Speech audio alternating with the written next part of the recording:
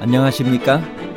인생의 복잡한 문제들을 말씀으로 단칼에 해결해주는 김종근 목사의 쾌도 남마입니다.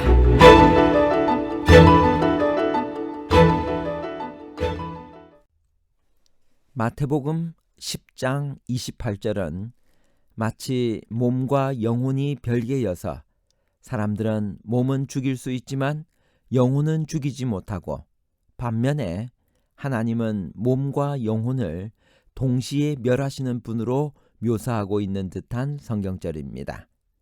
과연 그렇게 해석할 수 있는 성경절인가요? 하나님은 몸은 죽일 수 있지만 영혼은 죽이지 못하시는 분인가요? 아니면 하나님은 몸과 영혼을 동시에 멸하실 수 있는 분이신가요? 몸뿐과 몸과 영혼에 관한 복잡한 문제를 하나님 말씀의 가르침으로 명쾌하게 해결해 드리겠습니다. 영혼은 능히 죽이지 못하나요? 하나님은 몸은 죽일 수 있지만 영혼은 죽이지 못하시는 분인가요? 마태복음 10장 28절입니다. 몸은 죽여도 영혼은 능히 죽이지 못하는 자들을 두려워하지 말고 오직 몸과 영혼을 능히 지옥에 멸하시는 자를 두려워하라.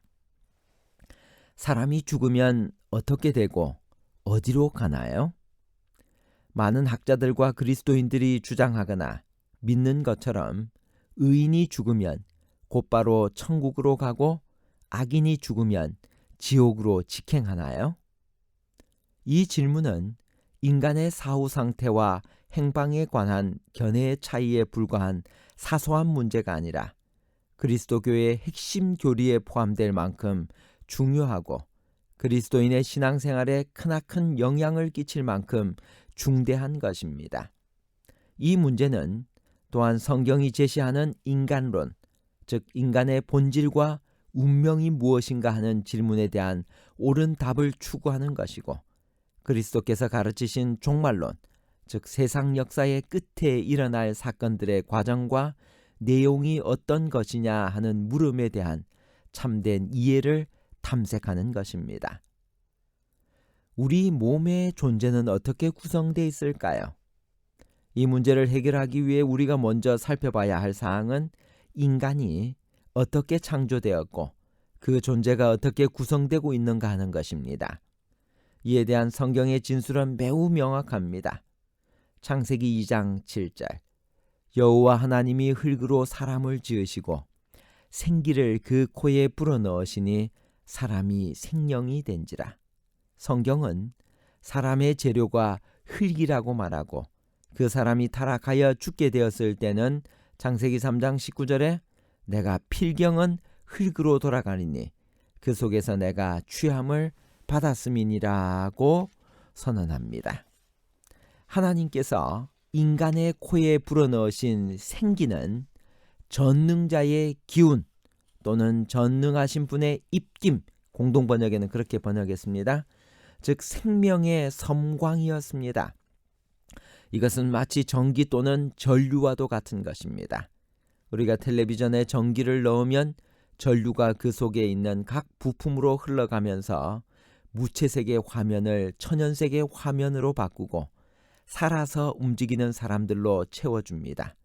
전기는 죽은 물체, 소리와 색깔과 움직임을 부여합니다.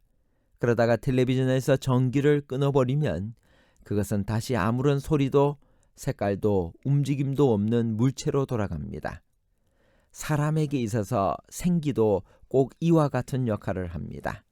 생기가 끊어지면 사람은 원래의 물질인 흙으로 돌아가고 맙니다. 사람이 죽으면 흙은 여전히 땅으로 돌아가고 신, 숨, 호흡은 그것을 주신 하나님께로 돌아갑니다. 전도서 12장 7절에 있는 말씀입니다. 그렇다면 이 인간이 창조되었을 때 흙에다가 생기를 불어넣으니 생명이 되었다라고 성경은 이야기를 합니다. 그러면 지금부터는 혼, 영, 이것이 무엇인지 한번 살펴보겠습니다. 첫 번째, 혼입니다. 네페시라고 하는데 이것은 혼, 생명으로 번역되었습니다. 한편 내 혼, 그의 혼과 같은 말은 인칭대명사 나, 너, 그 등을 가리키는 관용어로 사용되었습니다. 네페시는 구약에 총 755회 사용되었는데 그 중에서 100회 이상을 킹 제임스 버전에서는 생명으로 번역했습니다. 그 대표적인 예가 창세기 9장 4절 5절에 나옵니다. 두 번째, 루아흐라고 하는 영입니다. 바람, 호흡으로도 번역이 되었습니다. 네페시와 비슷한 뜻을 가진 것으로 이해되는 히브리어 루아흐는 구약에 377회 사용되었는데 대부분 영, 바람, 호흡 등으로 번역되었습니다. 루아흐는 인간의 영적인 능력 또는 신적인 에너지를 가리키는 말로서 이것 역시 육체를 떠나서 독자적으로 존재하거나 활동하는 개체가 아니라 살아있는 사람이 가지는 정신, 활력, 용기, 마음, 성향, 도덕적 특성, 감정이 자리 잡은 곳, 마음, 분노 등을 의미하는 데 사용되었습니다. 인간의 루아흐는 호흡이란 의미에서 동물의 루아흐와 다르지 않습니다. 인간의 루아흐는 사망 시에 육체를 떠나서 하나님께로 돌아간다라고 전도서 12장 7절에 나와 있습니다. 루아흐는 자주 하나님의 영을 가리키는데도 사용되었습니다. 그러나 구약에서 루아흐는 사람의 몸을 떠나서 별개의 개체로서 감각을 가지거나 지성을 소유한 것으로 나타낸 경우는 한 번도 없습니다. 세 번째, 푸슈케입니다. 영, 목숨으로 번역이 되었습니다. 신약의 헬라어 푸슈케는 구약의 히브리어 네페시와 흡사한 의미를 가지고 있습니다. 이것도 인간의 생명뿐만 아니라 동물의 생명을 가리키는 데도 사용되었습니다. 그리고 이 푸슈케는 불멸하는 것이 아니라 죽을 수 있고 파멸될 수도 있습니다. 이제 전체적으로 한번 다시 요약을 해보면 이렇습니다. 신약에서 영 또는 영혼이라고 번역된 헬라어 원어는 푸슈케나 푸뉴마인데 푸뉴마 역시 바람 또는 호흡의 뜻을 가지고 있습니다. 구약의 루아흐와 같은 의미입니다. 영혼 없는 몸이 죽은 것 같이 행함 없는 믿음은 죽은 것이라고 한 야고보서 2장 26절의 말씀도 같은 뜻입니다.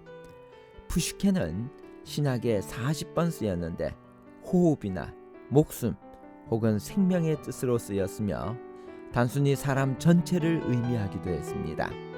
때로는 대명사로 쓰이며 감정이나 정신 혹은 마음을 나타내기도 합니다. 신약성경 어디에도 푸뉴마나 푸슈케를 육체와 독립되어 실제하는 어떤 것으로 나타내지 않습니다.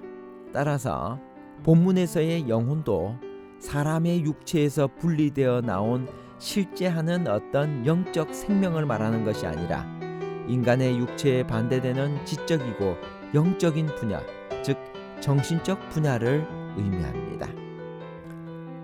따라서 몸은 죽여도 영혼은 능히 죽이지 못하는 자들을 두려워하라는 말은 핍박자들이 육체는 고통을 주고 죽일 수 있어도 마음과 정신까지 멸할 수는 없다는 말입니다.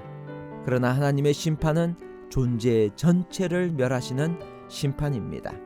그 앞에서 육체뿐만 아니라 어떤 마음이나 정신도 숨길 수가 없습니다. 그런 의미에서 두려운 것입니다. 결론입니다. 첫 번째, 하나님은 몸은 죽일 수 있지만 영혼은 죽이지 못하시는 분이 아니라 하나님은 몸과 영혼을 동시에 멸하실 수 있는 분입니다. 둘째, 몸은 죽여도 영혼은 능히 죽이지 못하는 자들을 두려워 말고라는 말씀은 다음과 같은 뜻입니다. 핍박자들은 육체의 고통을 가함으로 육체는 쇠퇴하고 죽일 수가 있지만 정신과 마음과 영향력까지 없앨 수는 없습니다. 셋째, 정작 두려워할 분은 마음과 정신까지 그 앞에서 백일하에 드러나고 우리의 존재 전체를 멸하실 수 있는 하나님의 심판입니다. 감사합니다.